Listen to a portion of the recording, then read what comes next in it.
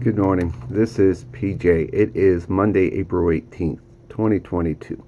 We're in my office for our daily lectionary readings. We start out with our Psalm reading, then the Old Testament reading, and then the New Testament reading. Let us listen in to the scriptures for the day. The Psalm reading, Psalm 118. It begins with verses 1 through 4. Thank God, He's good, because His love never quits.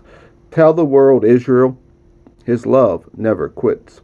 And you, clan of Aaron, tell the world, His love never quits. And you who fear God, join in. His love never quits. We then pick up in verse 14. Pushed to the wall, I called to God. From the wide open spaces, He answered. God's now at my side, and I'm not afraid. Who would dare lay a hand on me? God's my strong champion. I flick off my enemies like flies. Far better to take refuge in God than trust in people. Far better to take refuge in God than trust in celebrities. Hemmed in by barbarians in God's name, I rub their faces in the dirt. Hemmed in with no way out. In God's name, I rub their faces in the dirt. Like swarming bees, like wild prairie fire, they hem me in. In God's name, I rub their faces in the dirt. I was right on the cliff edge, ready to fall, when God grabbed and held me. God's my strength. He's also my song, and now He's my salvation. Hear the shouts, hear the triumph songs in the camp of the saved. The hand of God has turned the tide. The hand of God is raised in victory. The hand of God has turned the tide. I didn't die. I lived. And now I'm telling the world what God did. God tested me.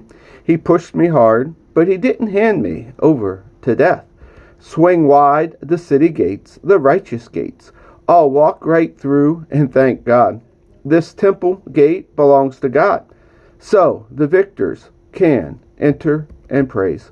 Thank you for responding to me. You've truly become my salvation. The stone the masons discarded as flawed is now the capstone. This is God's work. We rub our eyes, we can hardly believe it.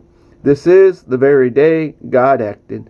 Let's celebrate and be festive. Salvation now, God. Salvation now. Oh yes, God. A free and full life. Our Old Testament reading is from the book of Joshua, chapter 10, verses 16 through 27. Meanwhile, the 5 kings had hidden in the cave at Medek.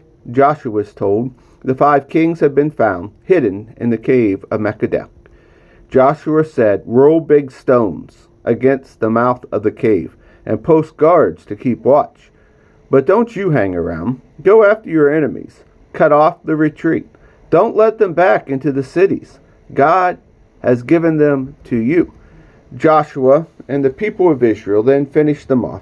Total devastation. Only a few got away to the fortified towns. The whole army then returned intact to the camp and to Joshua at Makkedah. There was no criticism from that day of the people of Israel. Then Joshua said, open the mouth of the cave and bring me those 5 kings. They did it. They brought him the 5 kings from the cave, the king of Jerusalem, the king of Hebron, the king of Jarmuth, the king of Lachish, and the king of Eglon. When they had them all there in front of Joshua, he called up the army and told the field commanders who had been with him, come here, put your feet on the necks of these kings. They stepped up and put their feet on their necks. Joshua told them, don't hold back. Don't be timid. Be strong. Be confident. This is what God will do to all your enemies when you fight them. Then Joshua struck and killed the kings. He hung them on 5 trees where they remained until evening. At sunset, Joshua gave the command. They took them down from the trees and threw them into the cave where they had hidden. They put large stones at the mouth of the cave. The kings are still in there. Our New Testament reading comes from the book of 1 Corinthians, chapter 5, verses 6 through 8. Your flip and callous arrogance, and these things bother me. You pass it off as a small thing, but it's anything but that. Yeast, too, is a small thing, but it works its way through the whole batch of bread dough pretty fast.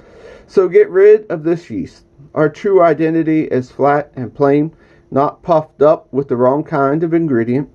The Messiah, our Passover lamb, had already been sacrificed for the Passover meal, and we are the unraisined bread from the feast. So let's live out our part in the feast, not as raised bread swollen with the yeast of evil, but as flat bread, simple, genuine, and unpretentious. And here ends our readings for the day.